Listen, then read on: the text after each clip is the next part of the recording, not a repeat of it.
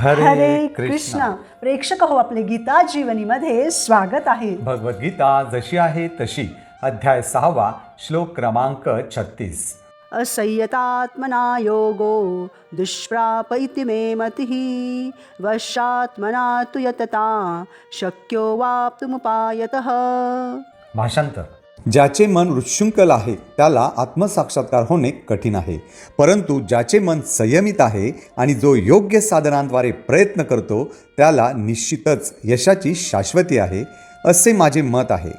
तर प्रेक्षक हो, याच 6व्या अध्यायाच्या 26व्या श्लोकामध्ये भगवंतांनी सांगितल्याप्रमाणे जेथे जेथे मन भरकटते तेथून तेथून आपण ते खेचून आणलं पाहिजे आणि मागील श्लोकामध्ये पाहिल्याप्रमाणे त्याला पुन्हा अनुकूल गोष्टींचा अभ्यास आणि प्रतिकूल गोष्टींपासून विरक्त राहण्यामध्ये लावलं पाहिजे.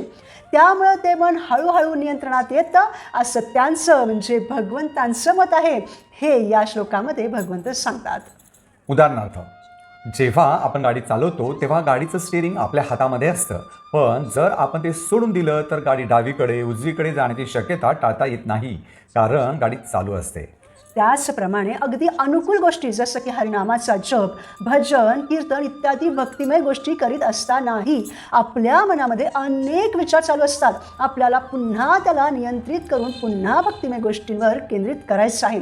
अशा प्रकारे एकावेळी एक कार्य केल्यानं आपल्याला भक्तीमध्ये यश प्राप्ती निश्चित होते. परंतु जे लोक भगवंतांच्या मताला मानत नाहीत ते भगवंतांना जाणत नाहीत. भगवंतांचं मत हेच आहे की लगाम नसलेल्या किंवा नियंत्रित नसलेल्या मनाला आत्मसाक्षात्कार प्राप्त करणं अत्यंत कठीण आहे. परंतु आपण आपल्या मनाला नियंत्रित करण्याचा प्रयत्न करण्याऐवजी या आधुनिक जगामध्ये एकमेकाला नियंत्रित करण्याचा, तसेच मोबाईलवर, इंटरनेटवर, जगातील एखाद्या राज्यावर नियंत्रण करण्याचा प्रयत्न करीत आहोत. परंतु कोणी हा विचार करीत नाही की मी माझ्या मनावर नियंत्रण मिळवलं पाहिजे. का माहिती आहे? कारण मन लोभी असतं. उदाहरणार्थ, जेव्हा भगवान वामनदेव बळी महाराजांकडे 3 पावलं जमीन मागतात तेव्हा बळी महाराज वामनदेवांचा उपहास करतात. तेव्हा वामनदेव म्हणतात, जर कोणी मनुष्य संतुष्ट नसेलच तर त्याला तुम्ही पूर्ण जगाचं जरी राज्य दिलं, पूर्ण ब्रह्मांड जरी दिलं, तरीही तो नेहमीच असंतुष्ट राहतो, कारण मन लोभी असतं.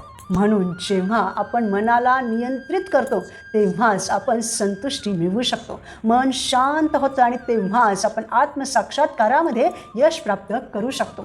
आपण कोण आहोत हे जाणू शकतो. खऱ्या अर्थानं आपण सुखी होऊ शकतो.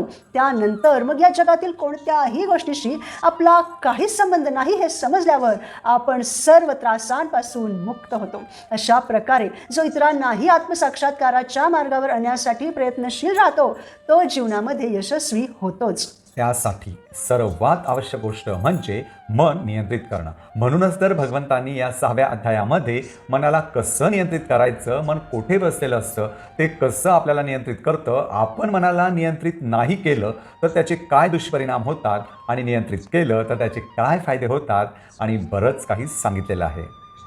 प्रेक्षक हो, आपण बघतो की बरेच असे मोटिवेशनल स्पीकर्स म्हणजे त्यांच्या वक्तृत्वातून प्रेरणा देणारे, हे करा म्हणजे यश मिळेल, ते करा म्हणजे यश मिळेल असं ओरडून ओरडून सांगत असतात आणि आपण त्यांच्या मताला बळी पडतो.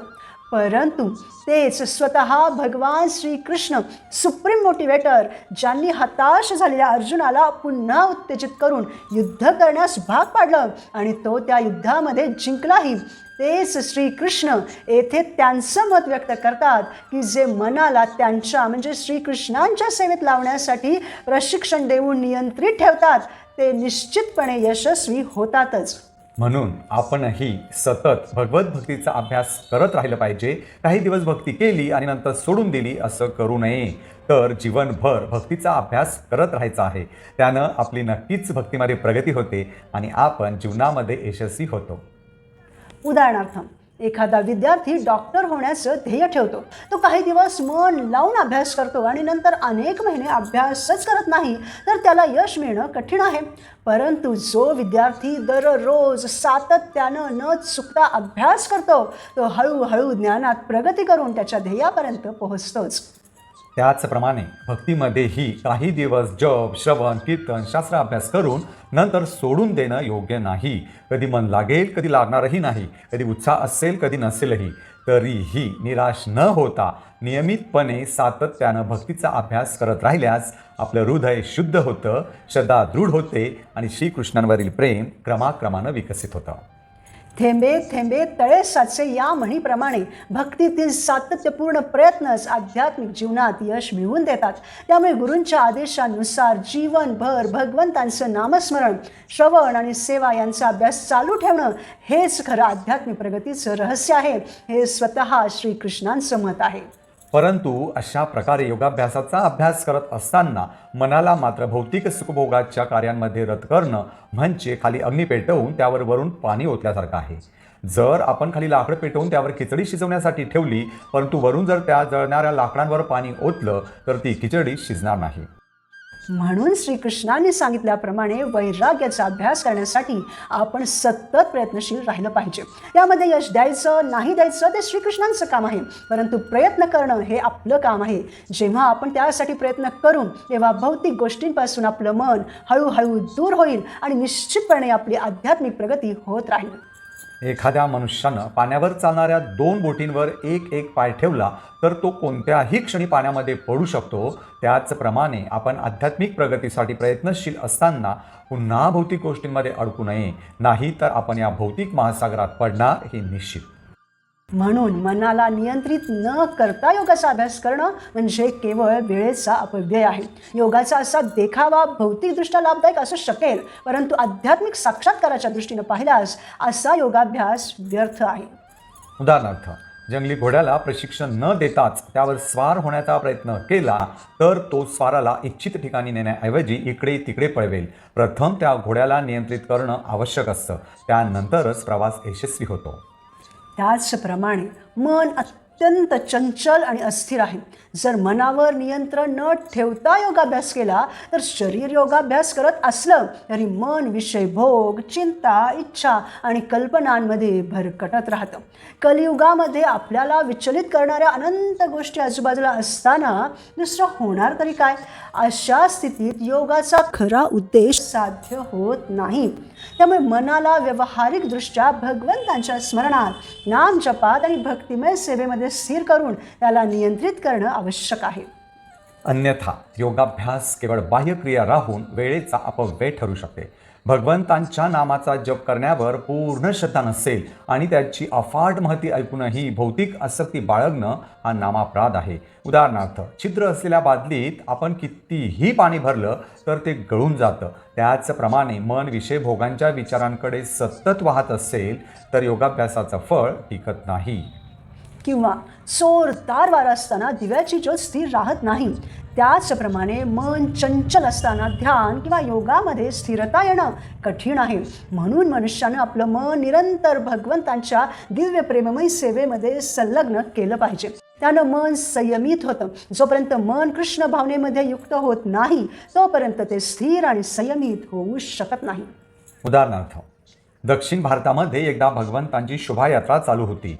म्हणजे भगवंतांना पालखीमध्ये किंवा हत्तीवर बसवून मंदिराच्या बाहेर मिरवणुकीसाठी आणण्यात येतं. रामानुजाचार्य त्यांच्या शिष्यांसोबत शोभायात्रेमध्ये चालत असताना त्यांनी बघितलं की धनुर्दास नावाचा शक्तिशाली तरुण एका स्त्रीवर छत्री धरून तिच्याकडे बघत बघत उलटा चालला होता. तेव्हा रामानुजाचार्यांचे शिष्य म्हणाले की हा मनुष्य त्या स्त्रीप्रती खूप आसक्त आहे, कारण ती जेथे जेथे जाते तेथे तेथे हा जातोच. तेव्हा रामानुजाचार्यांनी त्या तरुणाला बोलावलं आणि त्याला विचारलं की अशी कोणती गोष्ट आहे की जी तुला त्या स्त्रीप्रती एवढी आकर्षित करते. तेव्हा तो म्हणाला की तिचे नेत्र खूप सुंदर आहे, मी त्यांच्यावरून माझी नजर हटवूच शकत नाही. तेव्हा रामानुजाचार्य म्हणाले की ठीक आहे, पण जर मी तुला याहीपेक्षा सुंदर नेत्र दाखवले तर? तेव्हा तो म्हणाला की ठीक आहे, मग मी ते नेत्र बघेल.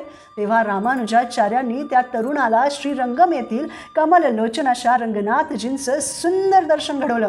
त्यांच्याकडे तो तरुण देहभान हरपून पाहतच राहिला. मग काय, रामानुजाचार्यांनी त्या दोघांचं लग्न लावून दिलं आणि ते दोघे मिळून भगवंतांची प्रेमानं सेवा करू लागले आणि रामानुजाचार्यांचे शिष्य बनले. यावरून हेच स्पष्ट होतं की जर मनुष्याला त्याचं मन कुठेतरी केंद्रित करायचं असेल तर ते केवळ श्रीकृष्णच आहेत. त्यांच्याशिवाय इतर कोणताही आश्रय नाही की ज्याच्यावर आपलं मन सतत केंद्रित करू शकतो. भगवंतांवर स्थिर केल्यानंतरच आपलं मन नियंत्रित राहतं, अन्यथा नाही. म्हणून मनुष्यानं आपलं मन निरंतर भगवंतांच्या दिव्य प्रेममय सेवेमध्ये संलग्न करून त्याला संयमित केलं पाहिजे. कारण आपलं मन भगवंतांवर स्थिर राहण्यासाठीच तर बनवलेलं आहे. ज्याप्रमाणे माशाला पाण्यात राहणं नैसर्गिक असतं, त्याप्रमाणे मनाला श्रीकृष्णांचं चिंतन करणं, त्यांच्या नामाचा जप करणं, त्यांच्या लीलांचं आस्वादन करणं नैसर्गिक असतं. त्यातून बाहेर काढून आपण मनाला इतर कोणत्याही ठिकाणी लावलं तरी त्यामध्ये समस्या येणार हे निश्चित. कारण ते त्याच्यासाठी कृत्रिम अवस्था असते. ज्याप्रमाणे मासा पाण्याबाहेर टिकू शकत नाही त्याप्रमाणे. म्हणून कृष्ण भावना भावित मनुष्य हा सहजपणे विशेष असे प्रयत्न न करताच योगाभ्यासाचं फळ प्राप्त करतो. परंतु योगाभ्यासक कृष्ण भावना भावित झाल्याशिवाय यश प्राप्ती करूच शकत नाहीत. कोणी योगी म्हणतात की आपण तर तर्कवितर्कानेच भगवंतांना प्राप्त करू शकतो. त्यासाठी मनाला नियंत्रित करण्याची काय गरज आहे? किंवा जे कर्मकांडी आहेत ते म्हणतात की आपलं कर्म तर करत राहा, फळ तर नक्कीच मिळेल. यामध्ये मनाला नियंत्रित करण्याचा संकल्प करण्याचा प्रश्न येतोच कुठे? अशा विचारधारणेमुळेच ते लोक आत्मसाक्षात्कारामध्ये यश प्राप्त करू शकत नाही. उदाहरणार्थ, नदी समुद्राला मिळाल्यावरच तिचा प्रवास पूर्ण होतो. पण समुद्रापासून दूर असलेल्या प्रवाहांना अजून बराच प्रवास करावा लागतो. त्याचप्रमाणे कृष्ण भावना ही योगाची अंतिम पूर्णता असल्यानं कृष्ण भावना भावित मनुष्य योगाच्या ध्येयाला पोहोचतो, म्हणजेच आत्मसाक्षात्कारी होतोच. परंतु इतर योगमार्गातील साधकांना त्या अवस्थेपर्यंत आवर्जून यावं लागतं. म्हणजे ध्यानयोगी इतक्या सहजतेने कृष्ण प्राप्ती करू शकत नाही, तेच भक्तियोगी करू शकतात. उदाहरणार्थ, राजवाड्यात प्रवेश करण्यासाठी एखादा मनुष्य स्वतः मार्ग शोधत शोधत अनेक दरवाजे, नियम आणि तपासण्या पार करत राजवाड्यात जातो, तर दुसरा मनुष्य राजाचा प्रिय सेवक असल्यामुळे राजाच त्याला थेट आपल्याजवळ बोलावतो. त्याचप्रमाणे ध्यानयोगी कठोर साधना करून हळूहळू परमेश्वराकडे जाण्याचा प्रयत्न करतो. परंतु भक्तियोगी प्रेममय सेवेमुळे श्रीकृष्णांची विशेष कृपा सहज प्राप्त करतो. म्हणून भगवंत अर्जुनाला पूर्ण प्रयत्नांद्वारे मनाला नियंत्रित करण्याचा सल्ला देतात. जो मनाला नियंत्रित करण्यासाठी पूर्ण प्रयत्न करतो आणि व्यावहारिकदृष्ट्या त्यासाठी काही उपायही करतो, म्हणजे केवळ विचार करत नाही तर त्यासाठी पावलेही उचलतो, जसे की हरे कृष्ण महामंत्राद्वारे, भक्तांच्या संघाद्वारे भगवंतांच्या भक्तांची सेवा करतो, कृष्ण भक्ती करतो, त्याला त्याचं फळ म्हणजे तो आत्मसाक्षात्कारी होतोच. म्हणून प्रेक्षक हो, जीवनात आनंदी राहण्यासाठी आपण योग्य साधनांद्वारे मन नियंत्रित केलं पाहिजे आणि आत्मसाक्षात्कारी बनलं पाहिजे. पुढील भागात आपण भगवद्गीतेच्या 6व्या अध्यायातील पुढील श्लोकांवर मनन करू.